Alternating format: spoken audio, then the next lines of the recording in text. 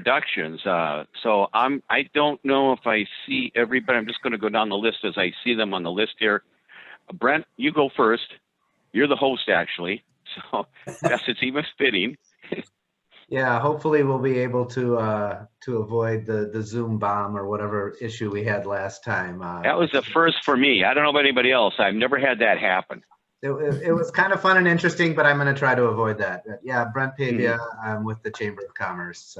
Welcome, everybody. Jeff, although you're a speaker today, why don't you introduce yourself since you're the next person on the list here? Perfect.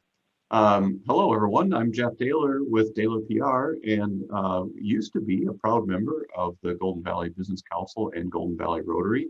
And several years ago, my wife got a great job in Indianapolis, Indiana, and I followed her here to Indianapolis, where I'm residing right now. And I've been claiming dual citizenship in Minnesota and Indiana as I spend, or well, I should say up until March of last year, spent about a week out of every month in Minnesota because I have a lot of clients in Minnesota yet. That's me. Great. Thank you, Jeff. Maurice. Maurice Harris, City Council member for Golden Valley. And who else do I have next here? Page down. Dan. Dan Goldman. Dan Goldman. Okay, I own and manage rental investment property, and in Golden Valley, I have a percentage of ownership in 3 different commercial properties. Dean Pink. Good morning, everybody. As long as we're celebrating anniversaries, yesterday was my 1-year anniversary for getting a haircut. Happy anniversary. COVID has that way of doing things. Yeah. I'm the chairperson and one of the founders of the Golden Valley Community Foundation, a resident of Golden Valley since '86. And happy to be here. Thomas Johannsen. Yeah, hey everyone. I am a loan originator. I also am a Golden Valley Rotarian, along with Betsy, who's got the great background there. I'm also a member of the Golden Valley, Global Golden Valley, which is under the Global Golden Valley Community Foundation. And actually joining up the Chamber of Commerce pretty much as we speak as well. Mark Merowitz. Good morning. Good morning, Mark Merowitz. I'm a commercial banker with Midwest One Bank at our Twin Cities hub in Golden Valley. I'm a longtime resident of Golden Valley. I also serve on the board of PRISM in Golden Valley, and I also serve on the facilities planning task force for the city of Golden Valley, right across the street from my office. Matt Aiken. Yes, Matthew Aiken. I work at Tonka Financial Services as a financial advisor. And happy birthday, boss man and dad. Thank you. Kristine. Good morning, everyone. I'm Dr. Kristine Wehrkamp. I'm the Executive Director of Community Education and High School Activity Director Supervisor for Robbinsdale Area Schools. Happy birthday. Thank you. Betsy. Good morning, everybody. I'm Betsy Anderson, member of the Golden Valley Rotary Club, resident of Golden Valley, and communications director at Perpich Center for Arts Education here in Golden Valley. Mark Nowitzki. Did I get your name right, Mark, there? You nailed it, Gary. Thank you. Morning, everyone. Thank you. Mark Nowitzki with the city of Golden Valley. Got Michelle Swanson. Yeah, Michelle Swanson, Community Relations from Excel Energy. Thank you, Michelle. Did I miss anybody? Did you get Mike Herring? We're good. I did get Mike, didn't I? Did I get you, Mike? Could you do Mike? Did I miss you? Not yet, but that's okay. Okay. Mike, well, So please. I'm Mike Herring. I have a couple businesses in Golden Valley, a law firm and a real estate brokerage firm, commercial real estate brokerage firm. And member of Robbinsdale School Board. former member of Rotary, former member of Prism. I know Mark over there, down there in my corner. Yeah, that's me. Okay, well, thank you everybody for attending today, and thank you for the introductions. Oh, by the way, I'm Gary Aiken. For some reason, my video froze, so I'm not looking down my nose at everybody. I'll get that fixed in a minute.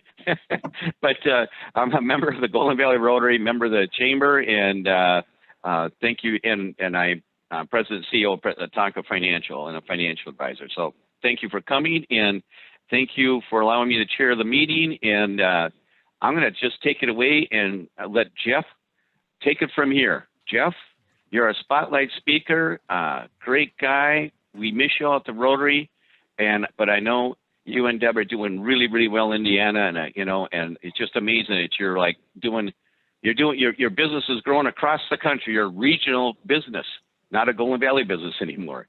So take it away, Jeff. Well, I'm happy to do that, Gary. And Gary, remind me, how long does the spotlight speaker speak? Oh, let me see what I think I can give you, like at least 30 minutes. I think we could get it done in 30 minutes or less, but you can take the good 30 minutes if you want to. How about that? Does everybody agree with that? Or Jeff, if it gets really boring, we'll just, we'll get the hook out. What can I say? That's a good idea. I'm going to see if we have any longer updates. I think we're going to be okay in time if we gave you 30 minutes. Okay. That is going to be more than enough, and but of course, I'll speak for a little while, and then if people have questions, that could take a little while longer.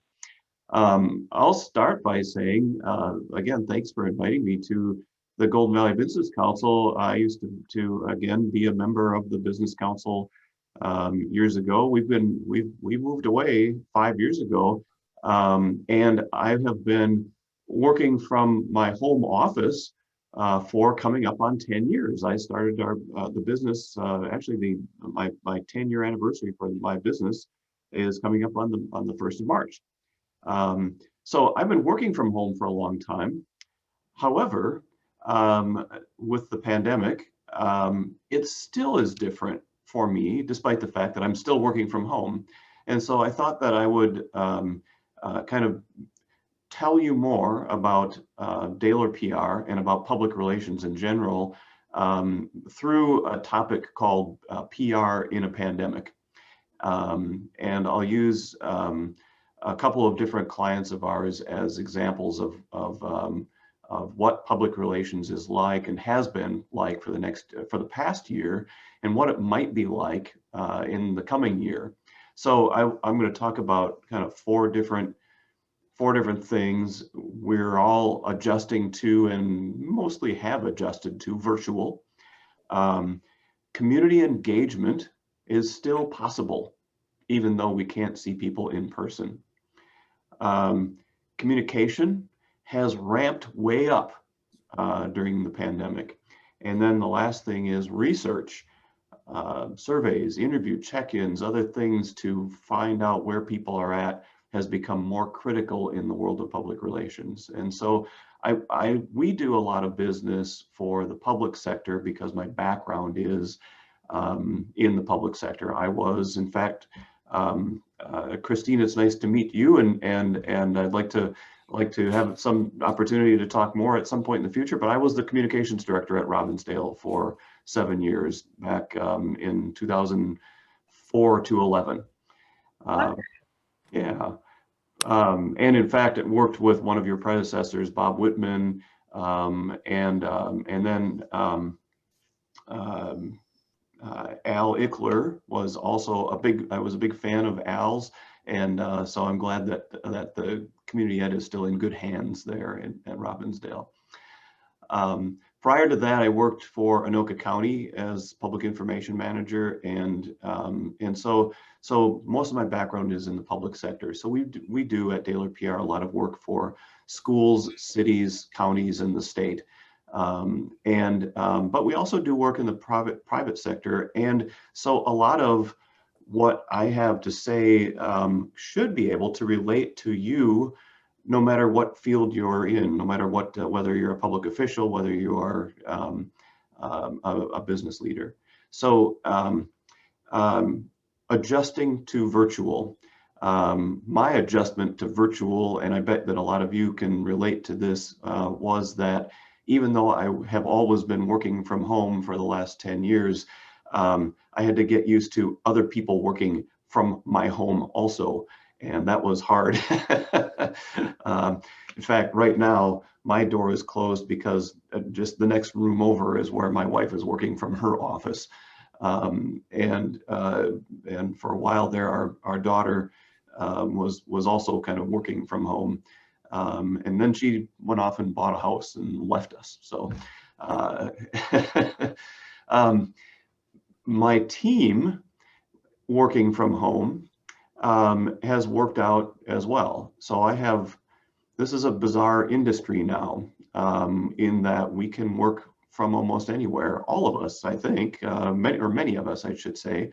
Actually, my daughter, who works at a lab at a pharmaceutical company, is one of the people that I know who can't work from home all the time. She has to go to the lab. She doesn't have a lab in her house. But when she has to do data crunching from lab results, then she can do that from home. Public relations is that one of those opportunities where we can do that from home. And so I have an employee, Kyle Noyd, who lives in Nashville, Tennessee. I have another employee named Dave Barry. He lives in Fishers, Indiana, which is just north of me here, about 15 minutes away. And then I have another employee, Kristine Wehrkamp, who works in New Hope, Minnesota. And so our team has been meeting virtually for quite some time, and now we're that has just been kind of solidified and formalized as we've gone through the whole pandemic situation. We're fortunate that we can do that, and then when we, in the past, like I said, I would travel to Minnesota usually up through March of last year, usually once a month for a week or so, to spend time with clients and to maybe go to conferences and that sort of thing. Now I'm going to conferences virtually, and I'm meeting with clients virtually. And it used to be that clients wanted to meet in person, and now clients are saying, you know what, I get it, we can't do that, and it's much more acceptable than it was before to meet virtually and to do that by video conference. We still get the opportunity to read people's body language through video conference. It's been a work in progress to get used to it, but I think it's worked out very well.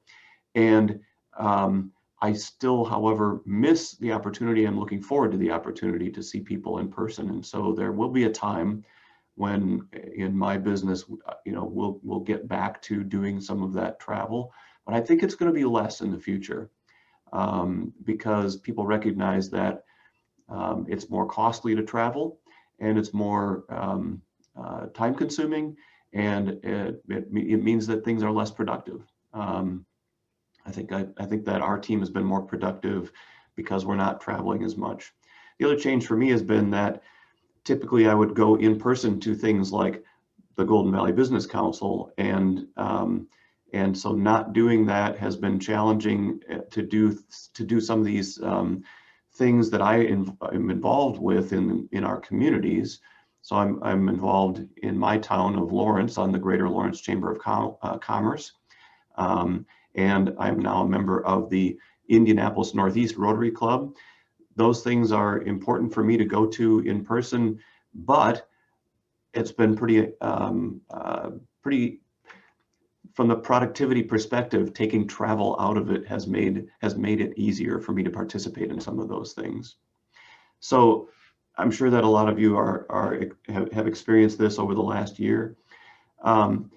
In public relations, community engagement is really important to us. I'm sure that some of you know that, okay, it's important for me to just listen, to hear what other people are saying, to understand where people are at. So as an example, one of our clients is Watertown Mayor Schools, and Watertown Mayor Schools, actually, let me save Watertown Mayor for another piece. Let's talk about New London Spicer Schools.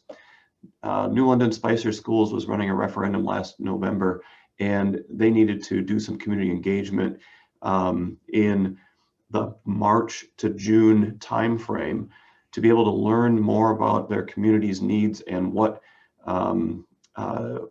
they should describe their situation and help the community make a decision on what would a solution look like to some of their challenges that the school district faced. And so typically we would host some community meetings. We'd get people together. Those people would come to maybe a gymnasium or a media center in a school district, someplace that was a larger space to be able to host a, maybe 100 or 150 people or so.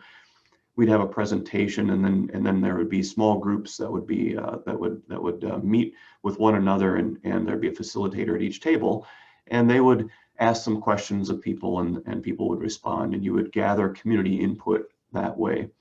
It would help the school board make a decision on what that referendum looked like.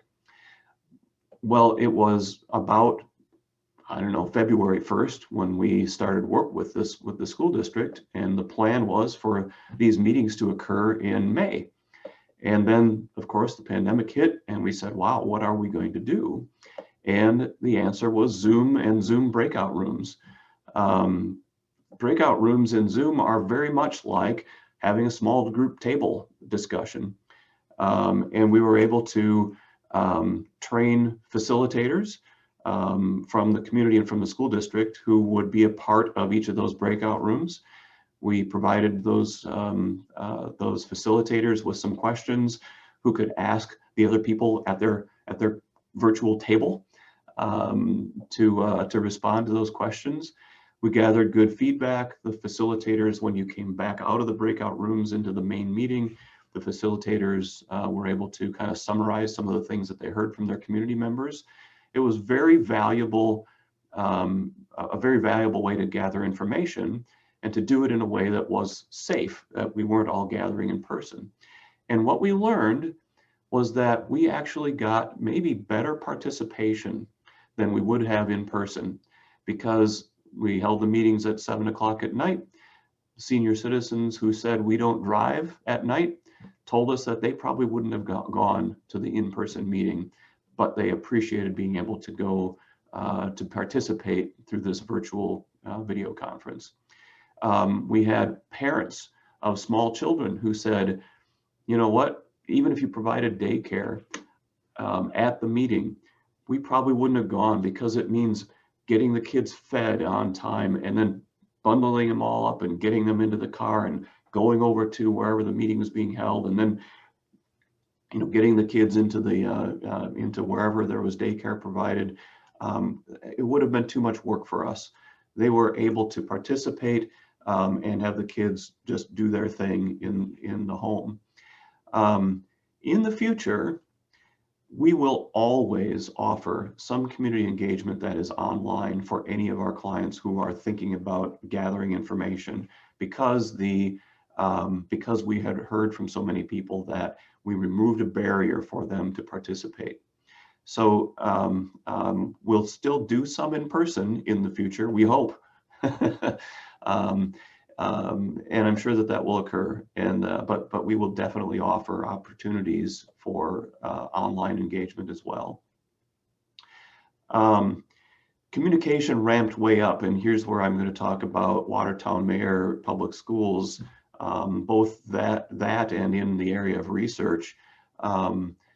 For school districts, what's happening next for students was really challenging. In the parlance of public schools, the educational model was going to change, and maybe change frequently, as far as will students be going to school in person? Will students be only virtual, only online? Will students be attending school in some kind of hybrid, where they might go to school a couple of days a week and then attend school online the other days of the week? And just how to, not just how to get that done. I mean, that was a huge task that school districts had to face. Many others in other industries had to face the same thing. How do you serve your customers when you are virtual? How do you get the work done? How do employees get the work done when you're virtual, or can you? If you can't, then when you are there in person, how can you be safe? Just getting that figured out, of course, was a big battle for people. But serving customers wasn't working. So as soon as Watertown Mayor went to virtual, they were thinking, wow, I don't know if this is working. I mean, we think it's working. We know that X number of kids needed some extra technical equipment, whether that was a tablet or a PC or a hotspot to be able to access Wi-Fi.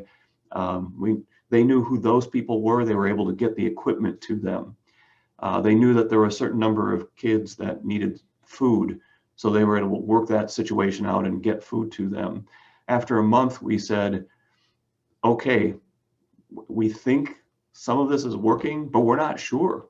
And so it was time to do some surveys of parents and surveys of staff and surveys of students to find out what's working, what's not, how can we improve. A month into the pandemic, people said, yes, this is working. We know this is way different now, and we're doing everything we can to make this happen, and it was working. About 3 months into the pandemic, people were burned out, couldn't take it anymore, and even though we had maybe even streamlined more things operationally to make it easier, at that point, people said, thank God summer is here, and I don't have to think about this anymore. And please don't make us do this again. And, and then that changed. And then, of course, okay, it's not gone in September when school resumed. So again, more surveys, more and more engagement with community members. How can we figure out ways to make this work? And in the end, I think that it's probably working as best as it can for public schools, but it's not ideal. And parents are still burned out, teachers are still burned out, and students are adapting, and maybe are adapting better than any of the rest of us.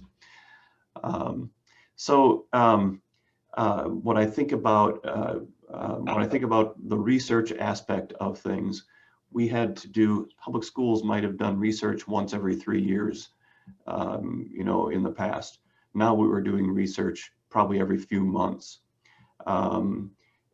Communication was kind of always, meted out on a kind of a regular basis. And yes, there were important things that were included in that communication, but it became even more critical to communicate not just more frequently, but across more channels. So using all of the tools that were available to us, whether that was email, voice messages, social media, etc. Keeping the website up to date, doing all the things that to be honest, for many of us, our website kind of looks the way it looks all the time. We might update that website every few months or maybe every few years. We were now having to update websites on an almost daily basis for quite a period of time. So there's a lot of things that had to change for many of our clients. When I talk about research, it builds into something that we in the PR industry call, one of the four-step communications model. And there are a couple of different acronyms that are used by different organizations. So in the National School PR Association, we call it the RACE model, which is research, assessment, communication, and evaluation. In Public Relations Society of America, we call it RPI, Research, Planning, Implementation, Evaluation. And there are other acronyms, but for the most part, we all talk about this four-step communications model. So when we are doing public relations planning for people, the tendency is, And I can't tell you how many times when I was at Robbinsdale, for instance, when people would walk into my office and they would say, I need a brochure. Can you help me with a brochure? And I would say, I surely can. Who are you trying to reach with that brochure? Well, I don't know, it's just a general brochure. Well, that's just not worth your time. You need to know who your audience is first. So who is your audience? Well, let's start there. Now, what do you want your audience to do as a result of them reading this brochure? Well, let's find out what is the call to action and what messages resonate with that audience. So you do that through research. You talk to your customers and say, okay, you're coming to us. This is why you're coming to us. Tell us more about what made you say, I want to be, for instance, a member of the Golden Valley Rotary Club. And now what keeps you in the Golden Valley Rotary Club? Learning about those things helps you to talk about or to take action on that. After you do the research, you start your plan. Your planning involves for each audience, determining what your message is, what the tactics are that you'll be using, who's doing the work, and what's the timeline. After the plan is written, you do the communication. That's the fun part. Now you actually get to produce the video. You get to design the web page. You get to send out the brochure. Although, boy, not very many people use brochures. And then finally, evaluation is a critical piece. And in fact, many of the at the planning stage, you want to set some metrics to say, this is what we know will help us to, this is our goal of where we want to get to from point A to point B. The evaluation stage says, did you do it? Did you get there? So that's an important part of it. And then you kind of start the cycle over again. And whether that's a campaign for an individual thing that you're doing, or it's a full communications plan for your entire organization. That's an awful lot of stuff. I'm going to stop talking and see if people have questions. Maybe you can say, okay, here's my situation in my organization. What would you suggest that we would do to solve a problem that you might be encountering right now? Dan. Now, I read the Star Tribune each morning, and it seems like each day I open it up and there's pictures of what they're doing in preparation for the Derek Chauvin case that's coming up. And I see these fences going up and barbed wire around the government center. And they're planning on having like 3,000 law enforcement on duty during the trial. And yet, from what I understand, the city or the police department feels the most important thing for them is going to be effective communication with people to dispel false rumors that are going around. Last summer, there was a guy who, as it turns out, he committed suicide by the IDS building. But the rumor was that he was shot by a police officer, which created another riot downtown. And they feel it's really important from a public relations standpoint to make sure they dispel any rumors and just get the facts to people. So it's kind of a damage control. I was wondering if you can share any experiences that you have, perhaps with damage control. More and more, it looks like cities have to do that. That's such a great question, Dan. And crisis communication is something that is critical for many of our industries. When I think about, that situation, the whole Derek Chauvin trial situation, part of what their communication is trying to anticipate what could happen and who might be involved. And so a lot of communication is trying to anticipate. In that case, or I see Michelle Ness is on the line now, and it's so great to see you, Michelle. So at PRISM, what can you anticipate when, the economy is tanking because of the pandemic? And how can we get information out? Crisis communication is really critical. And you might have had to anticipate, Michelle, that, okay, your numbers are going to go up. And what do you do about that, right? Yep. Or major transitions, things that the community may or may not like or know about. So internally, we've got a clear communication plan and chain of command of who talks to the media and who doesn't. That's a big thing, because reporters will try to get whoever they can give me a statement, and absolutely don't want that. And the other piece, from my experience, is just being very intentional about what you want to communicate. What are the 3 points if we want people to walk away from, understanding this? What are the 1, 2, or 3 things we want them to have? And then those are the points that we use in a press release. We use it in social media, use it in communications that we're doing verbally. We could do it and put it in letters, but really making sure that we are driving the content of what people are hearing and not letting somebody else. If we don't say specifically what we want them to hear, I am gonna put money on nobody else doing it right for me. So yeah, having great clarity of what you want people to think and then going from there. Here's what I love about Michelle's answer, and that is knowing that she needs to take charge of the message, otherwise it will be created by someone else. Yep. And then the 3 C's, there's a lot of 3 C's. My 3 C's are clear, concise, and compelling. And and actually that last C could also be consistent. So one of the things that's consistency, let's make sure that, from the clear perspective, here's our goal. From the concise perspective, we're just going to do 3 messages. Just keep it short.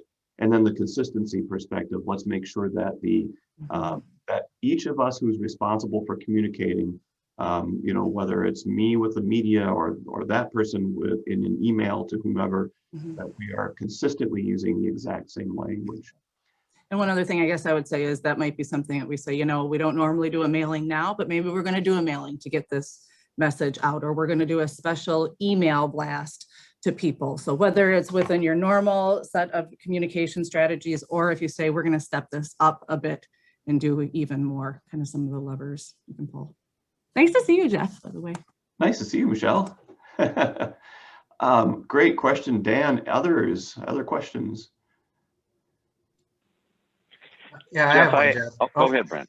Go ahead. Well, just go quick ahead, Brent. Go on ahead. kind of a more general thing, when you talked a little bit earlier about maybe differences between public versus private sector PR and where they might intersect. I'm thinking in particular about some issues around political donations that companies might do, but just in general, if you have some perspectives on that. Yeah, there's what we call earned media, which is more the public relations side, and then purchased media, which is the marketing or advertising side. A lot of times private industry doesn't have the opportunity as much to get a whole lot of PR out there, because there's a lot of businesses in the world, and yet when you look at the Star Tribune and just page through, you can tell which of those articles in the Star Tribune came as a result of a news release that was sent by, or some sort of communication that was sent by a business. And so there is opportunity for private industry to be able to utilize earned media or public relations to generate an article in a newspaper or radio or television story. And thinking about making a contribution, to a political party or to a candidate is something that a private company should consider and think about what the ramifications could be of that. On the one hand, it might be to a candidate that you love and is going to be friendly to your industry and is going to and that is somebody that that you agree with, that your opinions and principles jibe. On the other hand, where are your customers at? Are your customers, would your customers approve of you supporting that candidate or not?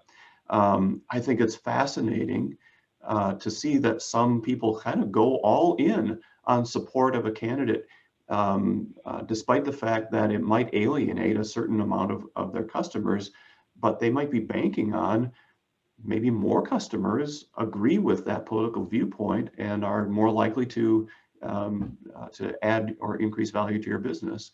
So I would encourage, at least for that one example, I would encourage industry to think about how that action could implicate or what implications there could be. Think about it before you do it, not after, because damage control is much harder than planning that out in advance. But really, the same is true of almost any action that you take that might be in a public forum. And so if you're thinking about a new product line, if you're thinking about a spokesperson, if you're thinking about types of words that you use, it's really great to do research first to find out how that's going to play with your audience. I'm doing some work where we're putting some creative work together for a state agency. Before we take that creative work out into the field, we're going to introduce it to a focus group of people and make sure that this is hitting the mark. And so whether it's, I mean, it could be if you have people in an advertisement for your company, do those people reflect who your customers would expect would be a part of that? Especially now when we talk about diversity and how important it is to us. Who do you want for your customers to see in your television commercial or on your website or in your publications or whatever? It's really important to think about how that reflects on your image and test that with your market to make sure that it's working for them. Jeff, I got to say that very comprehensive, very deep. I never knew there were breakout rooms in Zoom, so I thought that was kind of educational for me. Oh, it's super awesome. So I guess that's kind of enlightening. Got to look into that more further. Anyway, I wanted to say that I don't know if we got to get moving on the agenda here. Is there any more pressing questions, or if there's one more question, you got a short answer, Jeff? I guess one more question. How about that? Anybody got one more question? Hey, Gary. I got one question. Okay. Yeah. Who's got a question? Gary, Mark from Golden Valley. I would maybe just echo a lot of Jeff's comments about engagement. We have seen just exponential increase in resident engagement using virtual meetings and other formats, and we are never going back. That will always be part of our engagement. We will probably continue to do some in-person engagement as well, but it might become sort of secondary or an enhancement to virtual. One question I have for you, and maybe some of your school district clients have experienced this. There is a Whoops. I think we lost Mark. Mark froze on us. Oh, it's just right at the cusp of that question. Leaves us in suspense. Should we come back to Mark if he unfreezes, if he thaws? If he thaws. Yeah, hopefully he'll get back. Okay. Yeah. So maybe we could chat him real quick to let him know that he's frozen. I froze during a committee meeting with a really stupid look on my face. And one of the board members took a screenshot and sent me an email with a picture of it. It was great. Yeah. But you're not a cat. Yeah, I'm not a cat. You're not a cat. That's my favorite.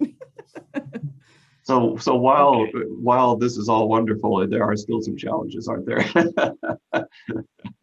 No one that like that in an actual in-person meeting. Speaking of communication challenges. Well, the question I have actually could be a whole topic for another meeting, and that is how do you, with all this communication, this interaction, remote, and Michelle added to some of this to your earlier question, Jeff, is that how do you break through all the noise? And by the way, I have to apologize. My video doesn't match my voice. For some reason, I got a delay, but so I may look a little spastic once in a while. But here's the situation. How do you break through all the noise? We all want to get our message out all at the same time. So it's partly it's knowing who your audience is, and then and narrowing things down as much as you can. So if you are trying to speak to everyone, that's really hard.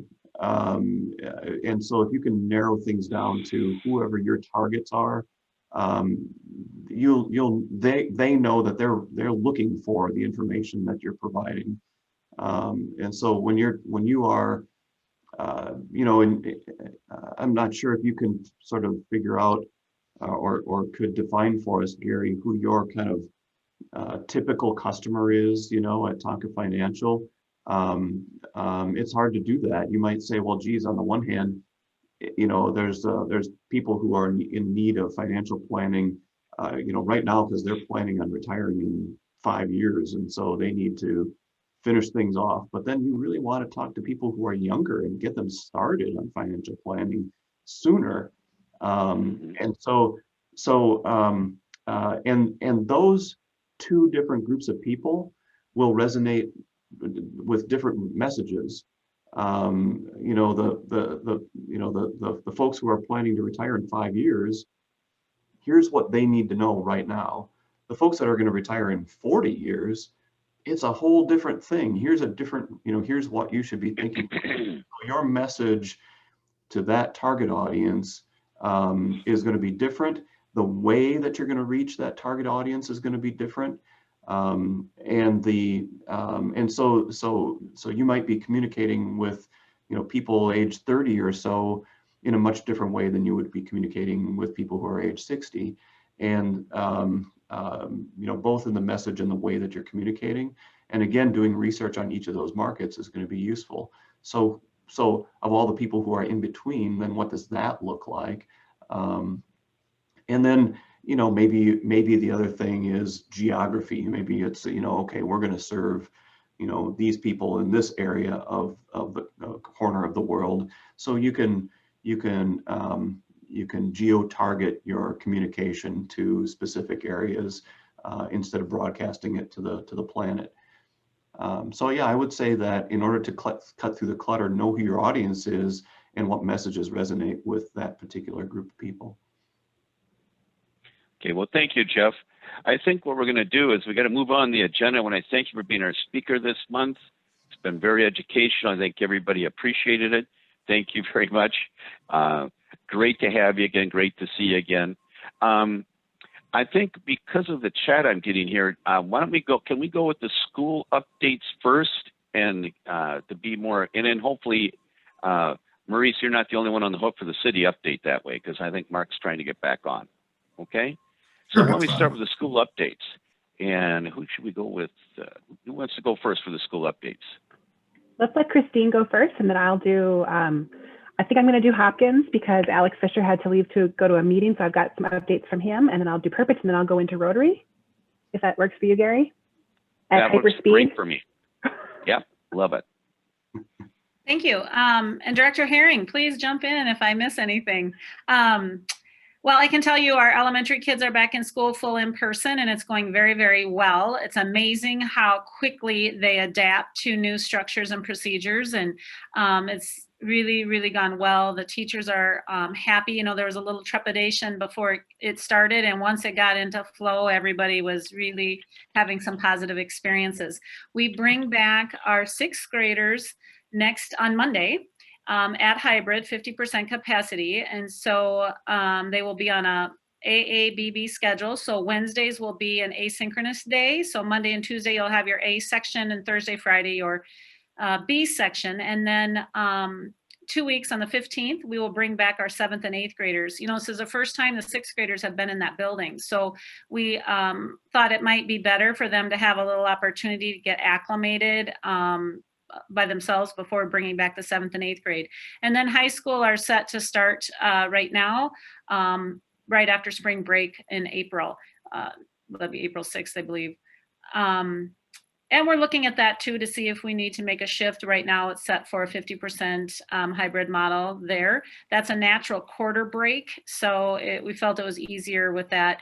Our elementary schools, the kids still have an opportunity to be in distance learning. And so some families have chosen to keep their kids in that model. And so they're in distance learning school. In the middle school and high school, we'll actually be doing concurrent teaching. So if children decide they want to stay in the distance learning model, they'll actually be at home while the other kids are in school, learning right along with those teachers. That way they don't have to lose teachers and potentially even lose out on classes. As you know, when you get into the high school level, we have an IB school at Cooper and multiple AP classes at both high schools, and you don't want to lose that for kids. So for right now, that's the intent for the secondary. And our sports teams have been moving right along with the high schools competing, and now middle school are looking to start in the spring. And we're probably just going to have our kiddos play our middle schools that are in our own district versus outside of our district like they would in a normal year. We are looking at robust summer planning for our students so that we can continue the learning through the summer. Looking at what different models we can offer, probably 2 summer sessions for kids to participate. We're hoping for a robust enrichment programs that we offer in my department through our summer academy, our adventure club program, et cetera. Lots of opportunities there to engage students. And working very, very closely with the legislature right now as they're in session, and a lot of education bills around finance and policy are being discussed. And so we're advocating heavily for what's best for Robbinsdale students, and have been meeting with our legislators via Zoom. So our Legislative Action Coalition group, a few members of that, as schedules allow, will meet with our representatives. And to be honest with you, it's actually kind of easier than trying to find a way to get down to the Capitol, get your appointment with them, which is usually, about 15 minutes. It's much easier actually to do it via Zoom. So I'm curious to know how this is going to work in our future if we might not have more of these opportunities along with the face-to-face meetings. I think that's what I have for right now. We are in the middle of a superintendent search. As our previous superintendent has moved to a different district, we have an interim in place now. And so that process has begun. And I don't know, Director Herring, if you want to add more to that part of it, or Sure, I'll say a quick word. Yeah, so our school board did engage to School Exec Connect, a firm that specializes in finding superintendents, where we just recently set the process of what that search is going to look like, and hoping to have that possibly wrapped up by the beginning of May, and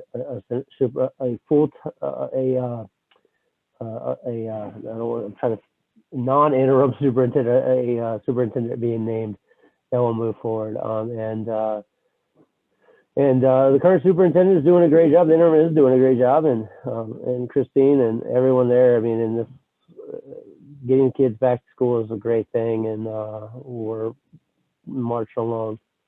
So, and thank you, Kristine, for the wonderful update. Thank you, Betsy. Thank you, Gary. So I'm going to put on an old hat, which is the Hopkins hat. I used to be on the Hopkins school board, so I'm going to put that hat on for 5 seconds. Give you a quick update from Alex Fisher, who is the community engagement director. He had to scoot off to another meeting. So from the Hopkins perspective, we are making plans to bring back all secondary students who want to be in person in March. Currently, the elementary school is in person for the families who have chosen that, Monday through Thursday, with Friday being a distance learning day. The district is currently surveying parents to see if there's interest in having elementary students there Monday through Friday, and they should know soon if they will be moving forward with returning Fridays as well. And our Hopkins Education Foundation just this last Saturday night had a virtual fundraiser, very successful, fun virtual fundraiser. Belinda Jensen from Care 11 was one of the MCs, so that was kind of fancy. And it was, they had done just an incredible job of reaching out to alumni from all over the world, and having them send in like quick 10-second videos of what their Hopkins education meant to them. And it was very, very powerful. So kudos to them. I don't have the final number yet on what was raised, but that should, I think, be coming out today. So Hopkins, do you want me to put a Purpose hat on now? What would you like, Gary? Purpose hat on. Okay, Purpose hat has a lot more flair because it's an arts high school. So yeah. The Purpose update. February 1st is our admissions deadline every year. And so we just got, we got those applications in at the beginning of this month. Surprisingly, we actually had 20 more applicants this year than we did at this time last year. So if you think about February 1st, 2020, we had no idea what was coming. And now a year later, we actually have more applicants to come to our arts high school. So we're thrilled with that. We do have a second admissions deadline of March 15th. So that's in play right now. And that will be setting our student body for next school year. Our students just returned to hybrid this week on Monday. And our hybrid model at Purpose is a little bit different than what Robbinsdale or Hopkins can do. We can't do like an A day and a B day because our students are coming from across the state. So when we bring students onto campus, we bring them for the whole week because a good number of them are actually living in our on campus in our dormitory. So our hybrid model looks like a third of our students are on campus at any given time for 1 week. And those students are sorted by their art area. So for example, all of our dance students are going to be on campus at the same time so that they can actually be working together and doing choreography and learning their steps and their performances. So that just started Monday. So far, so good. We're optimistic that we'll be able to maintain and bring back even more students together this school year. So please keep get your vaccine if you can. Help us all out.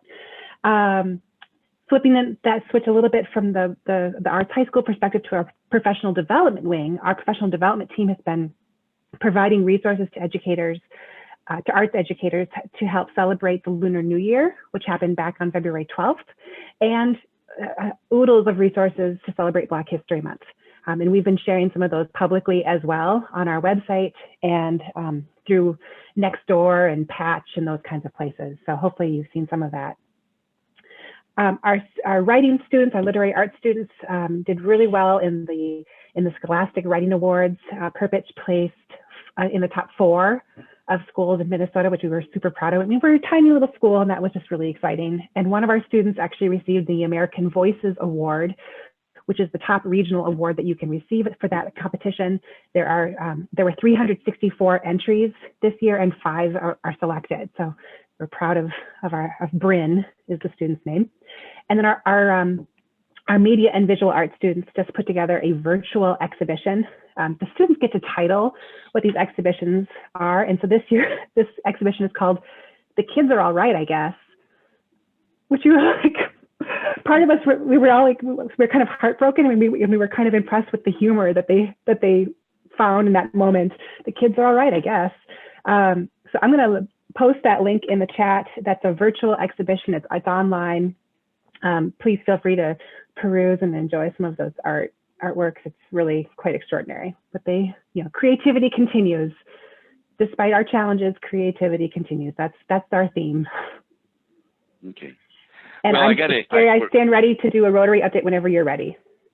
Okay, I got to get to the city update because we're running tight on time. So I hope you give me a few extra minutes because we adjourned early last month. So anyway, I have a few minutes in the bank, right? Anyway, Maurice, Mark, please give us an update of the city. Got to balance it all out at the end, right? So quick update. Past month's been pretty light. We had our joint board commission city council meeting on Tuesday, kind of just going over, accomplishments for the year, thanking our boards, commissions for work they do and helping us run this city as well. So it was a great time of virtually meeting as well. And also a quick shout out, if you or any resident of Golden Valley is interested in being on a board commission, encourage them to apply via the city website. I think it's open until April 4th. So we have openings and looking for other people who want to volunteer and give maximum time to the city. So just one quick plug there as well. Things throughout the month, we have our facilities update for our boards for our city manager meeting earlier this month. Just reviewing the progress we've made for our facilities studies task force is working on that, as well as input from residents for what the future looks like for our facilities. Another plug, make real quick, is that we're having a pretty much community forum on March 4th. We have a day session 12 to 1:30, and then an evening session 6:30 to 8 p.m. On March the 4th, which I think was a Thursday, I want to say. So if you could participate, I know we have information on our city website.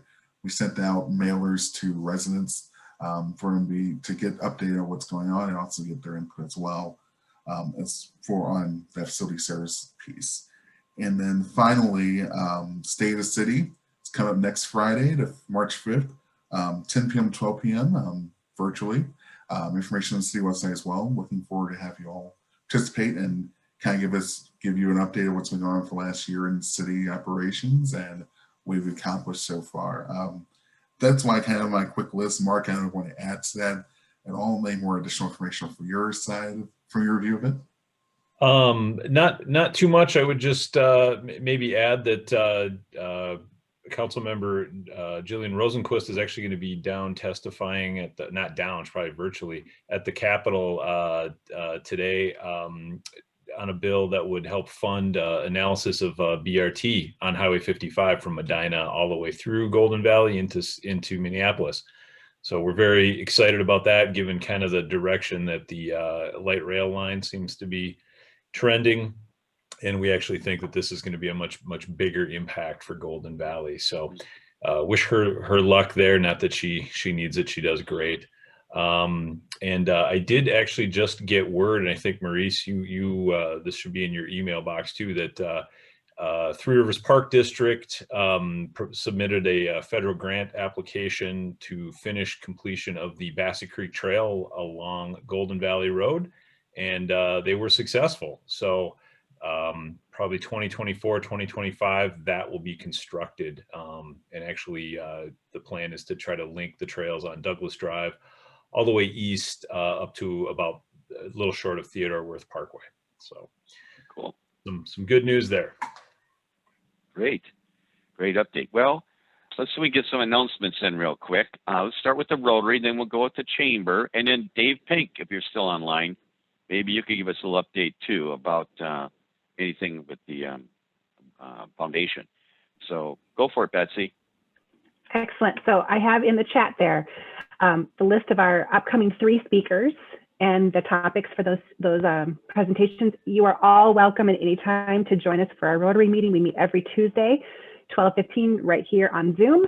I also put the website for our the website there. We always have the credentials for the login there on the website. So hopefully try to make that as easy for you as possible. We're also on social media, so find us there.